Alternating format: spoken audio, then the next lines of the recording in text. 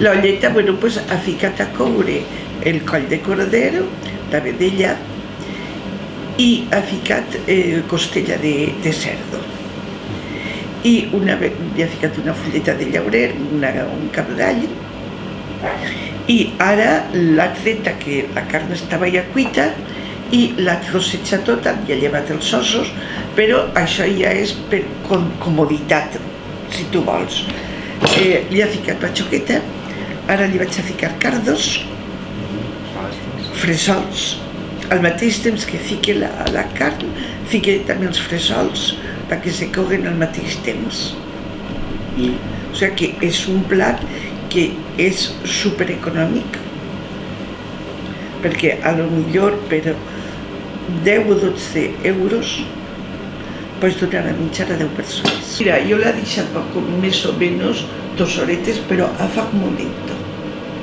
A foc molt, molt lento. I bueno, pues ara pràcticament està acabat.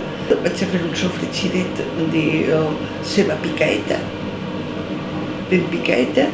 Li vaig a ficar en el sofregit, li ficarem una miqueta de pimentó roig, i jo li fiqué també, però això ja és, en aquella època no se coneixia, jo li fiqué corcuma, perquè la corcuma reemplaça el colorant que li donem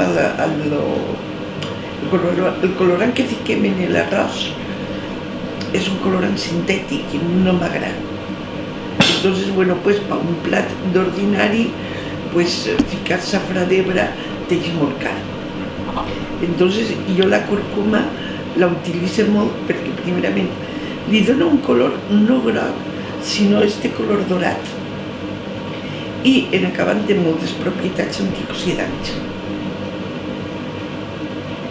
Pots aportar noves coses, però que són plats que verdaderament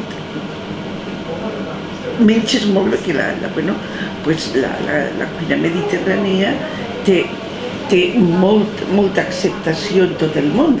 Pues per la ciutat de Sagunt, el meu desig seria que el teatro romano funcionara de veres, que tinguérem un Sagunt en escena com els que teníem antes, que el castell, que sempre se queda oblidat, és el gran oblidat el castell, i té una importància arqueològica, tant o més que el teatre romà, que el restauraren i que el ficaren en marxa també, i que les autoritats s'agarraren este tema molt en sèrio, que crec que per Sagunto, per l'economia de Sagunto seria, no pel restaurant, sinó per tota la ciutat, seria molt bona. I és el meu desig.